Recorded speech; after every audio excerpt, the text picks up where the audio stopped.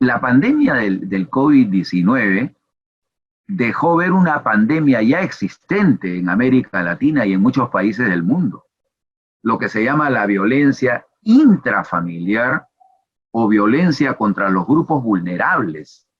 Los grupos vulnerables, la violencia contra la mujer, el maltrato infantil, contra los adultos mayores, con personas con algún tipo de enfermedad crónica o discapacidad.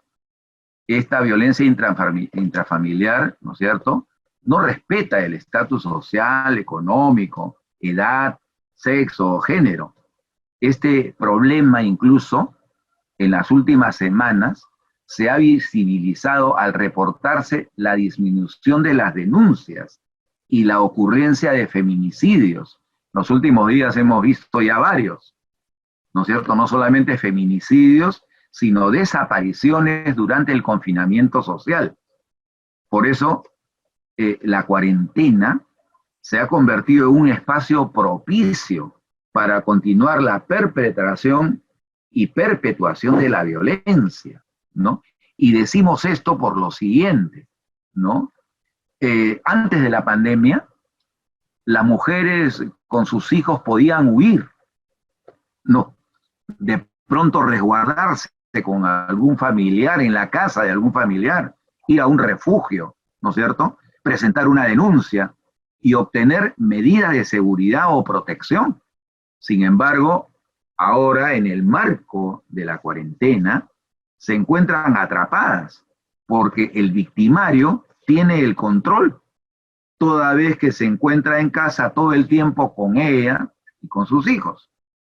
Asimismo, la violencia no respeta, digamos, estatus.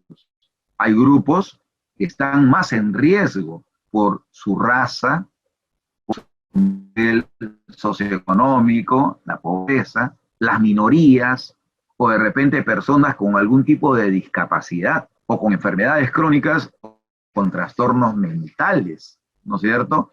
Incluso vemos, ¿no? Nosotros tenemos tantos pueblos jóvenes, tantos sectores marginales, ¿no?, de pobreza y de extrema pobreza. En los barrios pobres se da más la violencia.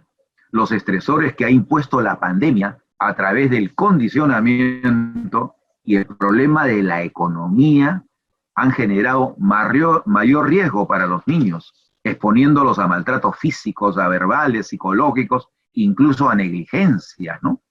Todo ha cambiado, incluso la escuela requiere en estos momentos de un esfuerzo extra de los padres. La escuela pública, por lo general, hace sus clases a través de la radio, a través de la televisión, y la privada a través de clases virtuales. El caso es que tanto la escuela pública como la escuela privada han generado un trabajo extra para los padres, ¿no es cierto? Los padres no solamente han tenido que adaptarse, ¿no?, a trabajar a nivel virtual, sino paralelamente a orientar a sus hijos, ¿no es cierto?, porque las escuelas no están funcionando de manera presencial. O sea, la tarea de los padres se ha incrementado. Incluso el cuidado de los mayores, de los adultos mayores o de los enfermos, ha recaído únicamente en los miembros de la familia, generando, digamos, mucho desgaste, ¿no?, físico y psicológico, que prácticamente es un factor de riesgo, pues, para que aparezca, digamos, la violencia, ¿no? El punto 5 es pandemia y aislamiento en tiempos de desigualdad, ¿no? Allí en esas láminas, en esas figuras podemos ver, ¿no?, la desigualdad existente, pues, ¿no?, en el mundo y especialmente, ¿no?, en muchos países de Sudamérica y en África, ¿no? El coronavirus nos ha mostrado las desigualdades que hemos querido ignorar y la urgente necesidad de revalorizar y fortalecer lo público, lo común y lo colectivo. Antes de la pandemia, sin duda, ya el mundo había evidenciado los nefastos impactos de la desigualdad en las sociedades, en especial sobre la salud física y psicológica, la disminución en la esperanza de vida de las poblaciones y diversos tipos de violencia, entre otros. Esto lo advierte López López W, ¿no? Y Belandia Morales A, en un artículo reciente del 2020. La gran mayoría de artículos que estoy mencionando son de ahora mismo, 2 o 3 meses. Esta pandemia, ¿no? En tiempo de desigualdad, nos recordó que la biología en un mundo conectado nos afecta a todos, sin importar los privilegios que hayamos construido en medio de la desigualdad. ¿Recuerdan ustedes cómo el primer ministro británico no hacía caso de la pandemia y le dio coronavirus y tuvo que internarse? ¿No? Lo que pasa, digamos, que las condiciones de vida en Inglaterra son diferentes. Si le hubiese dado, digamos, en Ecuador o en Perú, ¿no? O en algún país, digamos, de África, probablemente su situación hubiese sido diferente, ¿no? Inmediatamente se internó y al poco tiempo, digamos, se recuperó. Entonces, pues, la pandemia nos afecta a todos, sin importar los privilegios que hayamos construido en medio de la desigualdad. Y cómo en sociedades con sistema de salud, seguridad alimentaria más frágiles, mayor pobreza y miseria, el impacto desde luego será pues mucho mayor, ¿no? Sin duda. Ahora, la transformación ideológica de las bases de la desigualdad, más que un asunto económico hoy en día, es un tema que compromete a toda la sociedad, y en especial a las ciencias sociales y a las ciencias de la salud. Ya no se puede dejar este tema en manos de los economistas y de los políticos, ¿no es cierto? El diseño y la supervivencia de nuestras sociedades. Se trata de un asunto que lo supera prácticamente a dichos profesionales. Este es un problema multidisciplinario, debe atenderse de manera multidisciplinaria. Ni la sociología ni la psicología están ajenos prácticamente a esto, ¿no? Ahora, en sociedades, ¿no? Tan desiguales como la nuestra, donde el acceso a los servicios de salud es no solo limitado, sino que los servicios de salud, muchos servicios de salud, se han privatizado al extremo se han mercantilizado. Y por lo tanto los servicios de salud vienen a ser solamente un privilegio para algunos. Ahora, el asunto es grave, ¿no? En países con mayores índices de pobreza y miseria, en los que la posibilidad de contar con agua potable, vivienda, energía, seguridad alimentaria, etcétera, como recomendamos lávense las manos con agua y jabón en muchas áreas de Lima que no tienen agua. ¿No es así?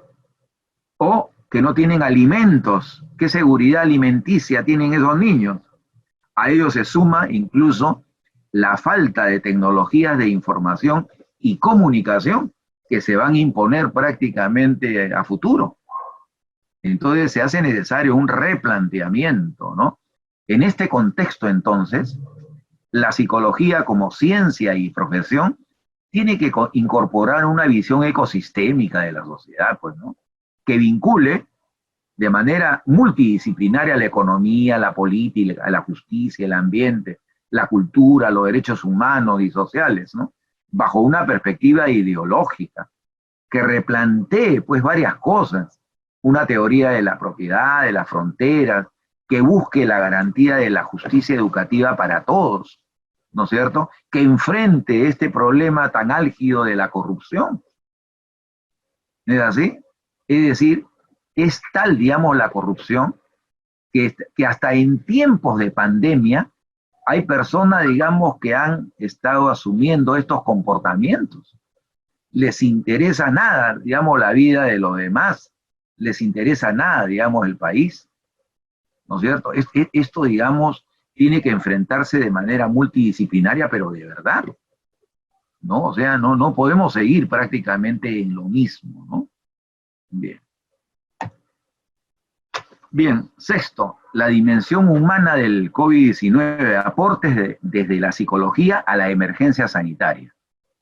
Bueno, la crisis global que ha generado el coronavirus ha provocado cambios inimaginables en todas las áreas de nuestra vida.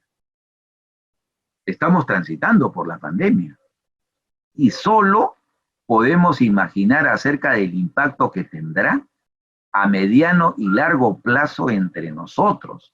Esto todavía es un interrogante. Lo dicen Bregman C. y Vega E. en el 2020, hace escasamente unas semanas. El COVID-19 nos enfrenta a desafíos psicológicos en niveles sin precedentes. Todos sabemos que la primera recomendación para mitigar esta catástrofe es el distanciamiento físico, frente al cual surgen varias interrogantes. Por ejemplo, ¿no? Y la imagen es alusiva a eso. ¿Cómo cumplimos este distanciamiento y al mismo tiempo logramos sentirnos conectados socialmente? Esto parece una disonancia cognitiva, ¿no? Si lo vemos desde esa perspectiva. ¿No es así? ¿Cómo reaccionamos ante el miedo y el estrés en el presente y nos preparamos para el futuro inmediato, incierto, impredecible e incontrolable? ¿Cómo comprender que la reclusión y el aislamiento social son las armas para luchar contra un enemigo invisible? O sea, cuando la enfermedad comenzó y empezamos a pensarla como tal, ya era pandemia. ¿Cómo no recordar, digamos, ese marzo, ese mediados de marzo, que de repente estábamos en plenas actividades, ¿no es cierto? Y de un día para otro todo cambió. Y ha cambiado de manera definitiva hasta el momento. Ahora, si bien América, nuestro continente, fue de los últimos donde apareció la enfermedad, esto no alcanzó para prepararnos. De todas maneras, la enfermedad nos ha llevado a encuentro. Ahora, como profesionales de la salud mental, nuestro desafío es contribuir a afrontar esta pandemia con nuestra experiencia y los datos que surgen de la investigación. Estaba revisando con atención un trabajo de la Fundación AIGLE, de la Fundación Argentina AIGLE, del 2020, ¿no es cierto? Ahora mismo, ¿no? Esta fundación ha trabajado una serie de videos sobre temas diversos relacionados con el comportamiento humano y que están destinados a que la población afronte de manera adecuada la problemática del COVID-19. Pueden entrar ustedes a esta fundación porque ahí están los diferentes videos, ¿no? Que implican pues una ayuda, ¿no? A enfrentar, una ayuda para que las personas se enfrenten diversos problemas. Por ejemplo, hay videos que tienen que ver, un video que tiene que ver con ansiedad y aislamiento. Este video, por ejemplo, está dirigido a jóvenes y adultos y está orientado a brindar estrategias de afrontamiento, ¿no es cierto? En ese contexto, ¿no es cierto?, se reconoce el repertorio de emociones normales frente a una situación imprevisible y se propone actividades que permitan ampliar esa experiencia emocional con otras situaciones, ¿no?, como el humor, la diversión, el esparcimiento y la productividad del trabajo como elementos para combatir, digamos, esta ansiedad y este aislamiento provocado por la pandemia, ¿no? Es un video interesante. El otro video tiene que ver con cómo sobrellevar la cuarentena, ¿no? Es un video que tiene que ver el trabajo con adultos mayores. La propuesta fue dar algunas recomendaciones, por ejemplo, creación de rutinas útiles y recreativas dentro de sus casas, ocuparse realizando actividades con significado, ¿no es cierto? Cultivo de algunas plantitas en el jardín o alguna actividad, mantenerse conectado con familiares, amigos, vecinos, ¿no? Escribir, por ejemplo, un diario que ayudará a recordar este momento excepcional de nuestras vidas, ¿no? Ese es el segundo video, que puede ser motivo también de una investigación. Tercero, el tercer video es sobre salud mental y alimentación. orientar a las personas a organizarse en la cuarentena y diferenciar el hambre fisiológico del hambre emocional. No comer, digamos, por ansiedad. Hay que, digamos, diferenciar esto. El mensaje está dirigido a prestar atención para no usar la comida como forma de afrontar los problemas emocionales. El cuarto video hace recordar, estamos en cuarentena. Está dirigido a padres, a madres, a cuidadores de niños o de niñas en el contexto de coronavirus, ¿no? El objetivo de este video es favorecer un modo de comunicación funcional en el manejo del poder entre niños y cuidadores, así como validar emociones y normalizar las reacciones frente a la situación actual, como favorecer el registro de respuestas parentales. El otro video es ya de la insoportabilidad del capricho a la magia del cambio, ¿no?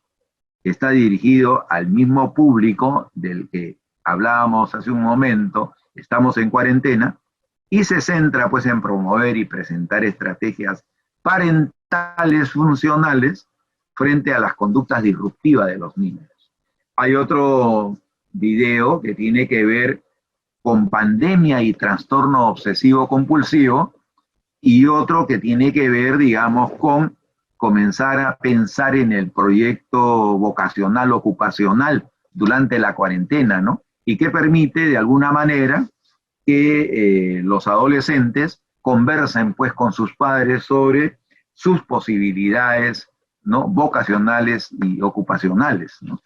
Y el último video, el octavo video, porque son 8, que nos ofrece, digamos, esta entidad, es enuresis en época de pandemia, ¿no? Brinda pues sugerencias, está dirigido a cuidadores de niños, ¿no?, que mojan la cama después de los 6 años sin padecer enfermedades de condición médica, ¿no? Prácticamente nos proporcionan estrategias para favorecer el control urinario nocturno. Muy bien,